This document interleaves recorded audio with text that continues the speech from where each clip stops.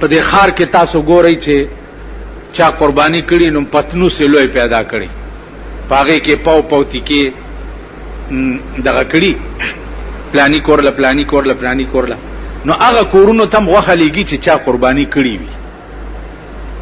خبره پوښ دا عقل سترګې وخوري هغه خو کړي دا کنه نو هغه کرا لګي ولی چا چې نه دا کړي هغه کرا د پاو په ځای 2 سیره ولېګا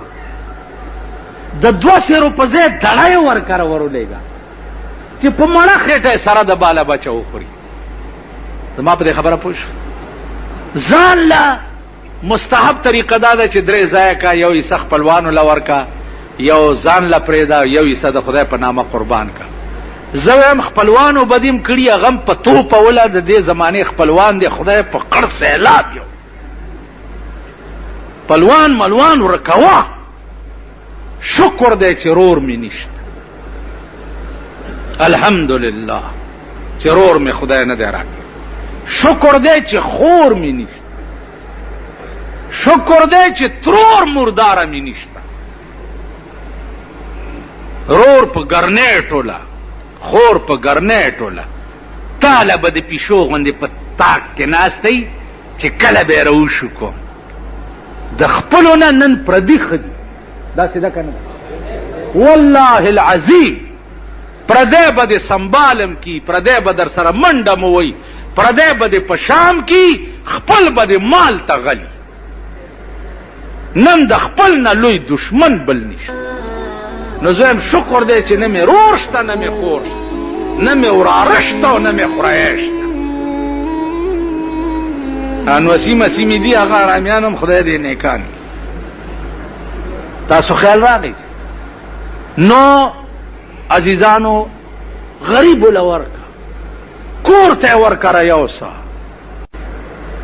نو دی وجنا عزیزانو اختر مختری نشته زما خو چې اختر راځي پړه می تیارې یو خو مې د اختر دی مبارک شو اختر دی مبارک شپ پزړ می چوي اختر مبارک نه ده زمونږ څه اخترونه په دغه ورځ به تاسو جمعتونو کې صاحب یو بل سره غاړي زه اختر دی مبارک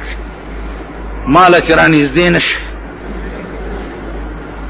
یعنی نږدې شوي نو خبني مبارک دی اختر سپیره نه دی تاسو خیال راغی اختر نشته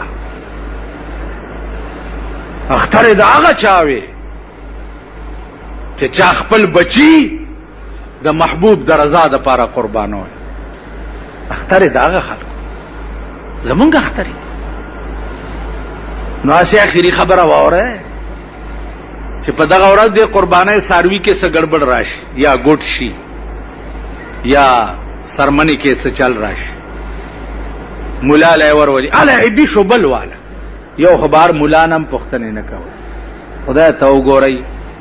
او چې د جمعه امام هغه د فلسطین مفتی اعظم سی